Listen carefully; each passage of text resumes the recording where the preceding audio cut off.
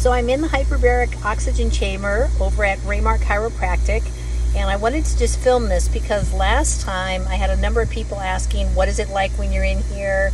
Is it claustrophobic? And honestly, that's going to be different for everybody. But this is an inflatable chamber, and I'm going to turn the camera around so you can kind of see what's going on right now.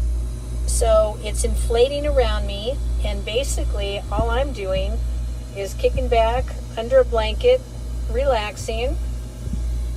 There's a gauge here, and it gets to a certain pressure, and then when that happens, it's all going to start, your ears will start popping like when you're on an airplane. The tube is not huge, but it's got everything in it you need. This little valve thing here is what's hooked up to the oxygen. So basically, I'm going to be in here for the next hour, just relaxing, listening to a podcast, and letting the hyperbaric oxygen do what it does, which is heal and repair at a cellular level.